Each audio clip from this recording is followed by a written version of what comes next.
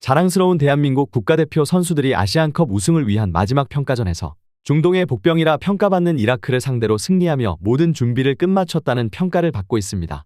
특히 대한민국이 자랑하는 캡틴 손흥민뿐 아니라 월드클래스 김민재, 황희찬, 이강인, 조규성까지 유럽에서 활약하며 실질적인 대한민국 대표팀의 부동의 주전들을 모두 제외하고 시작한 경기에서 그동안 우리의 발목을 잡았었던 이라크를 상대로 승리를 거두며 이번 한국과 함께 대회 최고의 우승 후보라는 평가받는 일본뿐 아니라 아시아 국가들에서 심상치 않은 반응들이 쏟아져 나오고 있습니다. 해당 소식 탑클래스에서 전해드리도록 하겠습니다. 뜨거운 발끝을 자랑하는 자랑스러운 대한민국의 태극전사들이 이제는 아시안컵 재패를 위한 마지막 담금질에 들어갔습니다. 이번 시즌 절정의 기량을 보여주며 프리미어리그를 폭격하고 있는 토트넘의 캡틴 손흥민 선수와 울버햄튼과의 재계약에 성공하며 구단 역사상 최고의 기록을 갈아치우며 이번 아시안컵에서 큰일을 낼 것 같다는 평가가 나오는 황희찬 선수, 그리고 월드 베스트 11에 선정되며 현 시점 최고의 센터백이라는 평가를 받는 김민재와 프랑스 리그 진출 6개월 만에 슈퍼컵 결승전에서 결승골을 터뜨리며 음바페를 제치고 MVP를 수상한 이강인 선수까지 최강의 멤버들은 아부다비 훈련 캠프에서 현지 적응에 돌입하며 강도 높은 훈련을 진행 중인 상황인데요. 그리고 대한민국은 마지막 남은 평가전에서 조 1위로 조별리그를 통과하면 당장 16강에서 만날 가능성이 높은 이라크를 상대로 경기를 치렀습니다. 수많은 축구팬들이 불과 며칠 전까지 치열하게 경기를 뛰고 온 유럽파 선수들의 체력 안배를 위해 이번 경기에는 출전시키지 않는 것이 어떠냐는 목소리가 있었고, 클린스만 감독은 이런 팬들의 요구를 알고 있는 것인지 그동안 플랜 A를 강조해왔던 것과 다르게 손흥민, 황희찬, 김민재, 이강인, 조규성 등 주전 선수들을 모두 제외하며 사실상 로테이션 멤버들을 출전시켰습니다. 그렇게 시작된 경기는 초반부터 치열하게 흘러갔습니다. 이번 대회에서 조용한 반전의 드라마를 준비하는 이라크는 역시 만만치 않았는데요. 만만치 않은 전력으로 초반부터 대한민국을 밀어붙이기 시작한 이라크는 역시나 피지컬에서 한국에 앞서는 모습을 보여주었고, 특유의 거친 플레이는 중동 축구가 여러 번 한국을 괴롭혔었던 과거의 장면들이 떠오르게 하며 최근 상대했었던 싱가포르, 베트남, 중국들의 국가들과는 확실히 체급차가 있는 모습이었습니다. 경기 초반까지 쉽지 않은 경기를 펼친 한국 대표팀이었지만 경기 템포에 적응한 이후 선수들은 자신의 플레이를 펼치기 시작했는데요. 결국 양사이드의 윙백들이 적극적으로 공격에 관여하기 시작하며 정우영과 오현규 등 젊은 공격진들이 이라크의 골문을 위협하기 시작하였습니다.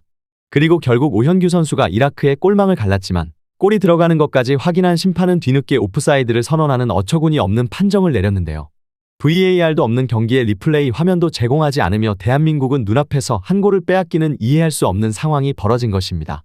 하지만 대한민국 대표팀은 포기하지 않고 경기를 천천히 장악해 나가기 시작했습니다.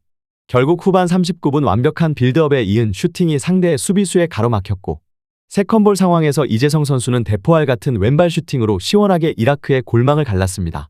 왼발의 달인 이재성이 만들어내는 완벽한 궤적의 슈팅입니다. 한국의 캡틴 손흥민이 한국 대표팀에서 가장 중요한 선수라 평가하고 꾸준 일을 도맡아서 하는 이재성이 이번에는 스스로 자신에게 온 찬스를 마무리하며 이라크 키퍼에게 절망을 선물합니다. 대한민국이 무서운 이유가 바로 여기에 있습니다. 이렇게 압도적인 기량을 갖추며 독일 일부 리그팀의 에이스로 활약하고 있는 이재성이 최근 어떤 경기에서는 한국팀의 벤치에서 경기를 지켜볼 정도로 두터운 스쿼드를 보유한 팀으로 성장한 것입니다. 그리고 후반 시작과 동시에 손흥민, 이강인, 김민재, 황희찬, 조규성이 모두 투입되자 경기는 완전히 다른 분위기로 흘러가기 시작했습니다. 특히 후반 투입된 한국 1군 선수들의 미친 듯한 전방 압박에 이라크는 제대로 된 경기를 할 수 없을 정도로 빌드업이 되지 않는 모습을 보여주었습니다. 최전방에는 조규성, 왼쪽에는 황희찬, 오른쪽에는 이강인이 위치하고 손흥민 선수는 세컨 스트라이커로 보다 자유롭게 움직이며 손흥민 선수의 경기 영향력을 극대화시킬 수 있는 전술을 꺼내들자 이라크 수비수들은 크게 당황하기 시작했습니다.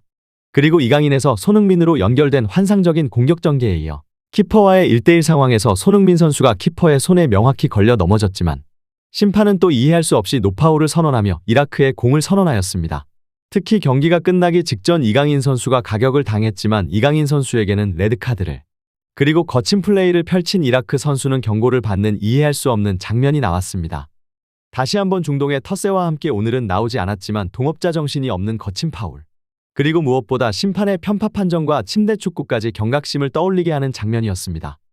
경기가 끝난 후 스카이 스포츠에서는 대한민국이 아시안컵 우승 후보로 평가받는 가장 큰 이유로 예상치 못한 발언을 하였는데요.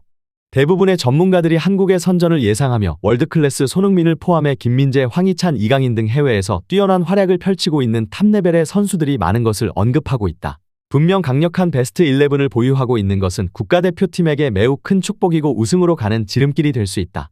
하지만 한국이 놀라운 점은 오늘 선발 출전한 벤치 멤버에 있다. 정우영, 황인범, 이재성, 오현규, 홍현석 등 오늘 최전방과 미드필더 라인을 구성한 선수들은 이미 유럽에서 또한 주목받고 있을 정도로 잠재성과 활약이 뛰어난 선수들이며 아시아 레벨의 국가들에서는 어느 팀에 있더라도 그 팀에서 최고의 에이스 역할을 할 수 있는 선수들이다. 그들이 벤치에 앉아있고 경기가 풀리지 않거나 컨디션이 안 좋은 선수가 있을 때 언제든지 베스트 11을 도와 새로운 폭발력과 시너지를 만들어낼 수 있다는 것은 토너먼트를 치르며 어떠한 일이 발생할 줄 모르는 아시안컵이라는 무대에서 큰 무기로 다가올 것이다. 이렇게 엄청난 반응들이 나오는 가운데 대한민국의 첫 경기는 바레인과 치러지는 1월 15일 8시 30분에 시작될 예정입니다.